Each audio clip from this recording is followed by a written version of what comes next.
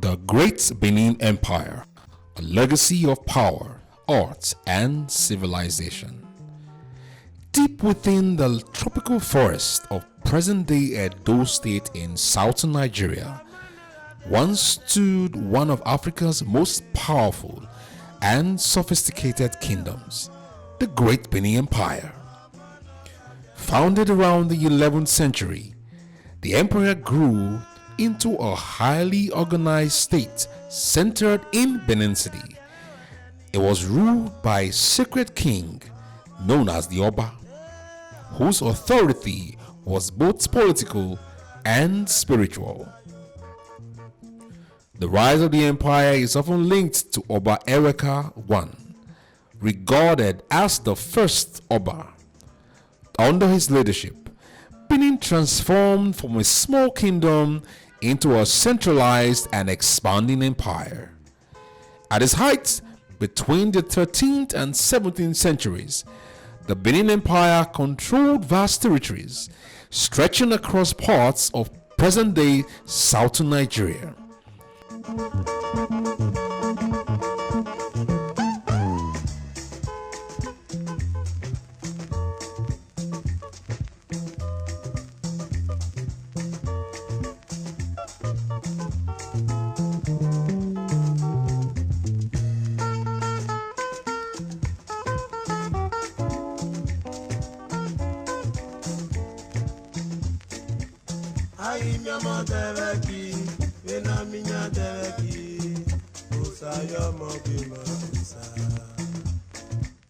Its military strength, administrative structure, and trade networks made it one of the most influential powers in West Africa.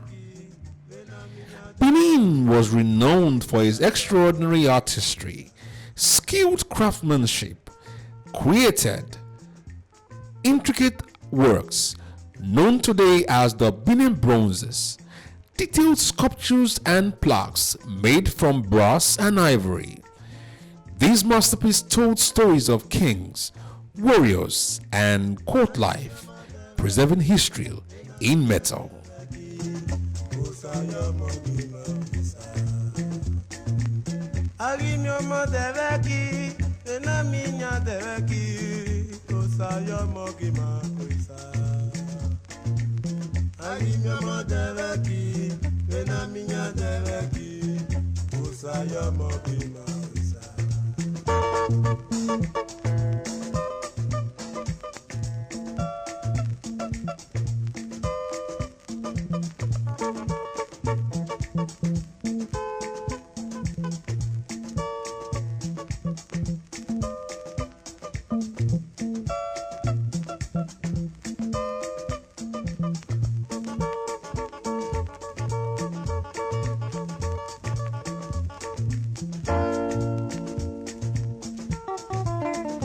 The royal palace of the Oba was a grand architectural marvel surrounded by massive earthworks known as the Benin Moat, one of the largest man-made structures in present-day world.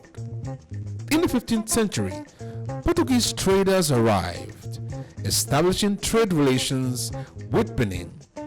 The empire exchanged goods such as pepper, ivory, and later palm oil further strengthening its wealth and global connections.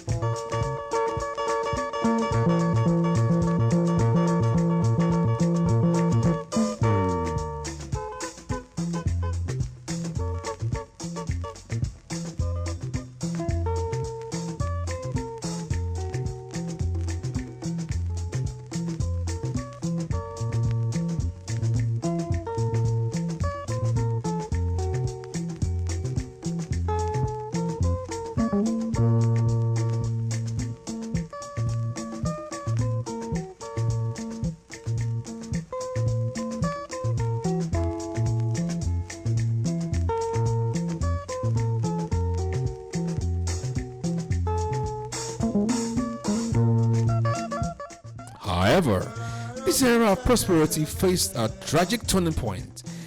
In 1897, British forces launched the Benin expedition of 1897. The city was invaded, looted, and burned. Thousands of priceless artworks were taken, and the Obile was exiled.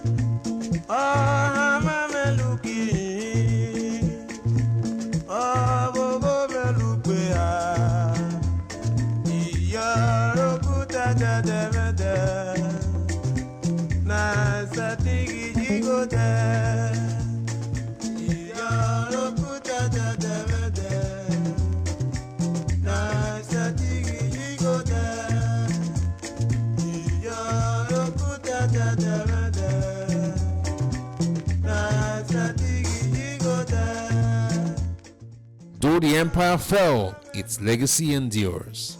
Today, the culture, traditions, and artistry of Benin continue to thrive among the people of Edo.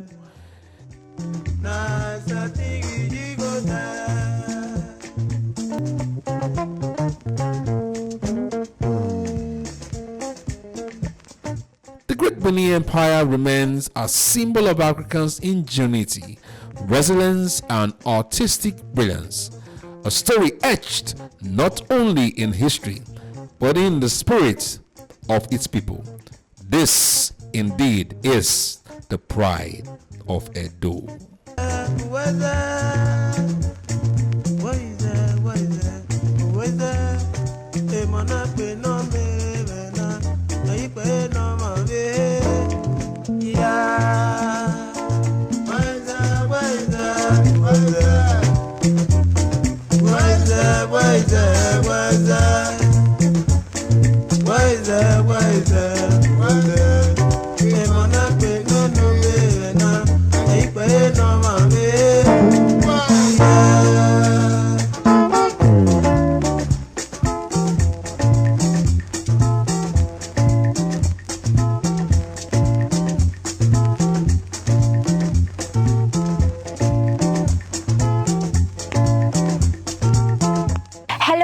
Welcome to the maiden edition of Pride of Edo, brought to you and broadcasting live here on VOS TV. Now, this program is dedicated to shining the spotlight on trailblazers, visionaries, and exceptional minds shaping our great Benin Kingdom and beyond. I am your host, and my name is Uday Success.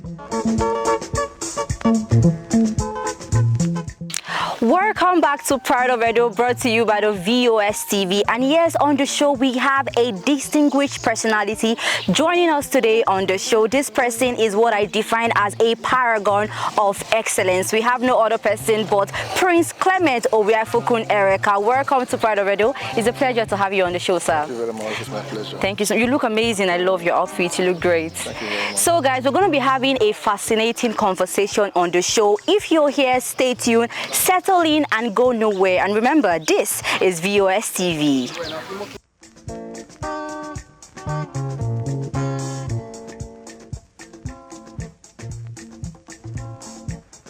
Welcome back. If you're just joining us live on VOS TV, this is Pride of Edo, and once again I am live here with Prince Ereka on the studio. Thank you so much once again for joining us. You're welcome. Now, on the Pride of Edo program, we'll be having some series of questions and captivating conversations to have here with our prince. He happens to be the prince of the Obiafokun community. So, sir, I have a question for you. Okay. And my first question is, in one sentence, what does the Great Benin Empire mean to you as an Edo son? I think that question is very, very important. Yes, it is. And answering that question, I will say, as an Edo man, first, and as a prince in this kingdom, I think the Great Benin Empire means a lot to me. And it would be regrettable if I didn't pass through this place as an indigene. You know, the Benin Empire, as far as I'm concerned, and from what we read, expanded out of the Gulf of that of Benin. Okay. So in Benin, we say Oba Nyatoya Sewebo, meaning from here to oversee. Oba is the custodian and the owner. Yes. And me being privileged to come from this place, To be an Edo I son. think it's a very, very great privilege. Beautiful. And I'm happy that I come from this place. Great. So, sir, tell us, how has the legacy of Benin Empire shaped your personal identity and values? First of all, our culture, our traditions, our values, our heritage makes us a peculiar people. Okay. Yes. All over the world. If you look at our mode of dressing, it's second to none. And Benin language, like I do tell people, that even in heaven, that the language you understand in heaven is Benin. So if you don't understand Benin language, You don't understand heaven. meaning when you get to heaven, you will need an interpreter Oh, wow. to interpret everything that is being said there. Okay. So it has really shaped me both in culture and in value. Yes. And just at this point in time in my life, I think I've achieved a lot. I've gained a lot based on the values and traditions of Benin. Okay, great. Thank you so much, sir. Now, looking at the institution of the Oba, now this institution of the Oba represents the leadership and spiritual authority here in Benin Kingdom. So tell us, what leadership lessons can modern Nigerian learn from this system? In terms of administration, Yes. and you see, I will always bring in parables. In Benin, we say Oba or Sanukpogiva. Oba Or Sanukpogiva. Osadupogeva.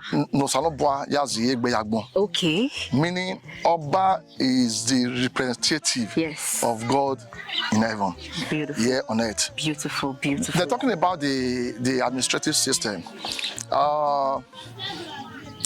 You see, let me refer to our present monarch, His Royal Majesty Obaiwa II, the great Oba of Benin. That when he ascended the throne, before he came, you see that there were so many abnormalities in Benin, all over.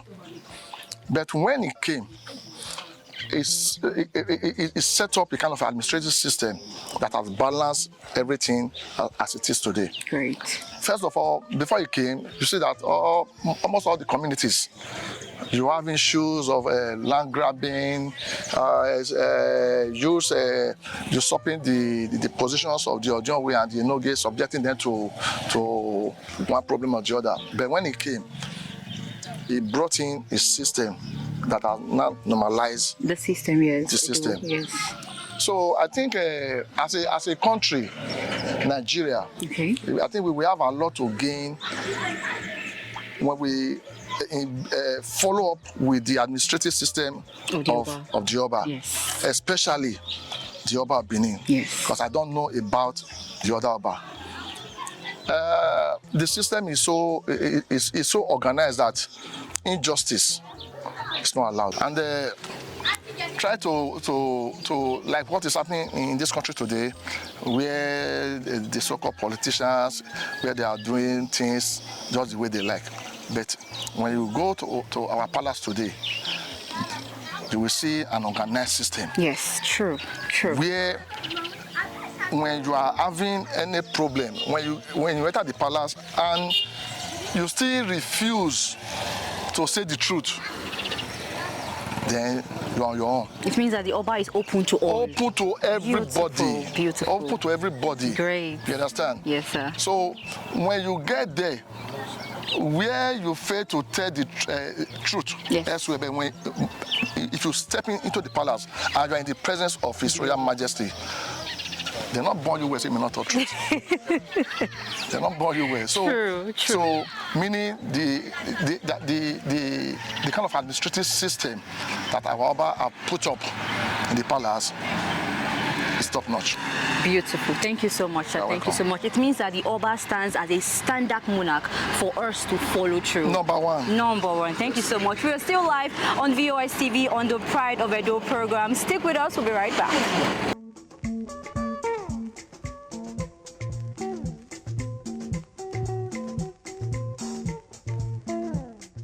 Welcome back to VOS TV on the program Pride of Edo, and I still have our amazing distinguished guest with us in the studio, no other person but Prince Clement Owiafokun Eweka. Thank you so much. So I have some other follow-up questions to ask you. Now, this question will focus more on our youth. You know, we have a Gen Z system, and this Gen Z system in a way is affecting our mentality as Edo sons and as Edo daughters, that we no longer understand what tradition is about. So my question is, what can today's youth preserve, or how can today's youth preserve and project this legacy in modern industry? So even when we go to the diaspora, how can the youth of Edo preserve our legacy as Benin people?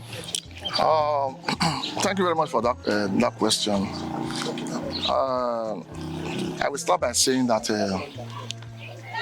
for us, not just the youths, yes, for us as sons and daughters of Edo, of Benin, the Edo in general, firstly, we need to go back to our roots. We need to go back to our roots.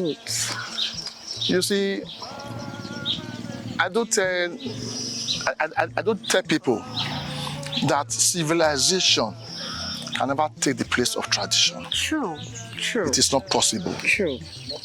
Before the advent of the white men that brought in Christianity, I think we have our way of doing things here. And our system then, you see that everything was moving on smoothly. That's true.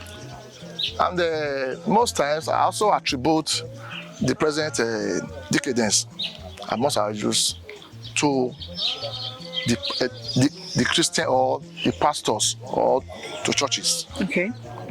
Because a situation whereby you are not telling the truth.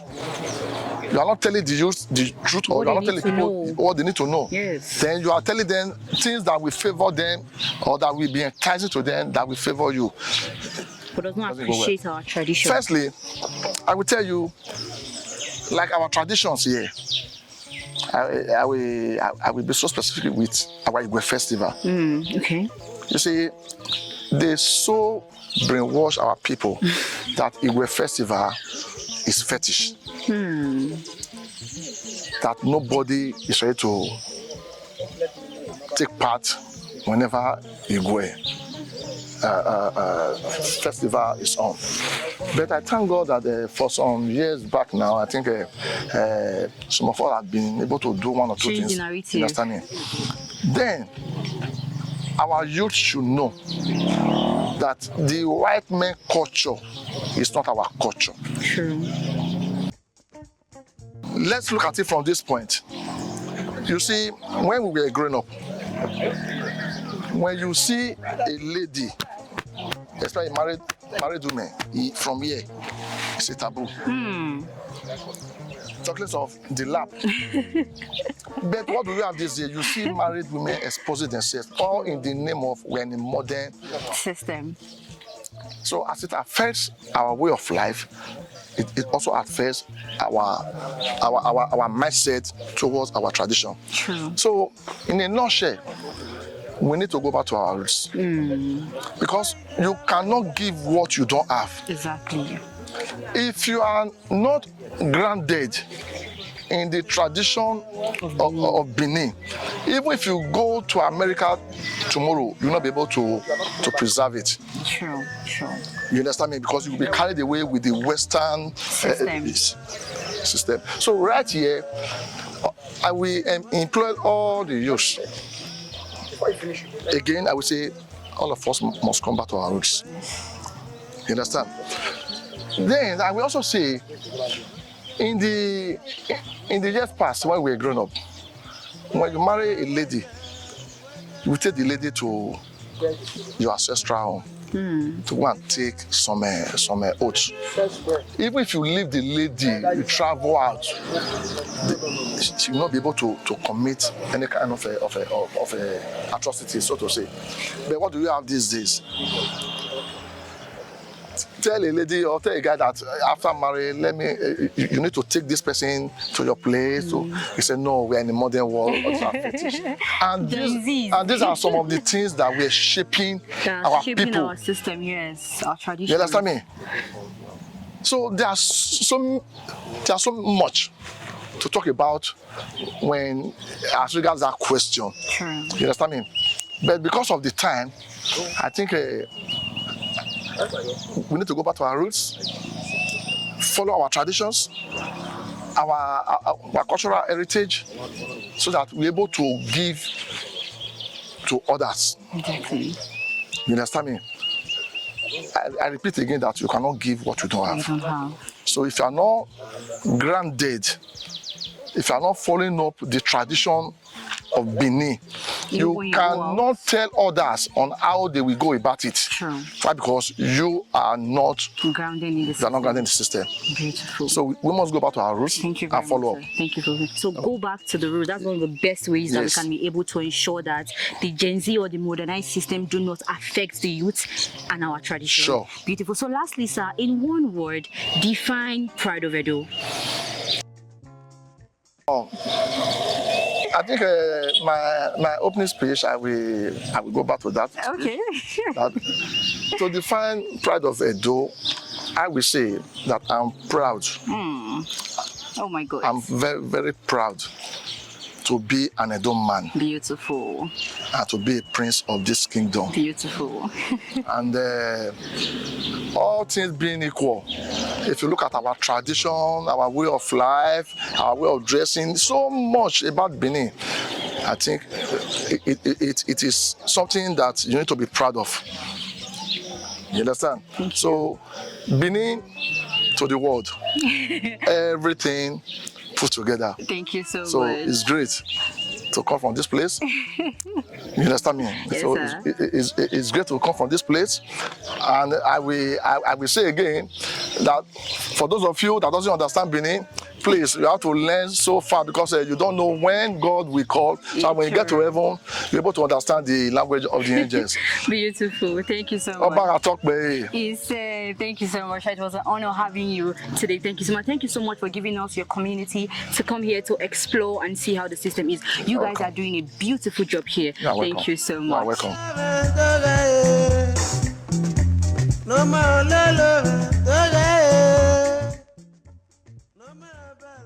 And it's a wrap on our today's episode of Pride of Edo here on VOS TV. And a heartfelt thank you to our distinguished guest, Prince Clement Oweafokun Eweka, for such an insightful conversation.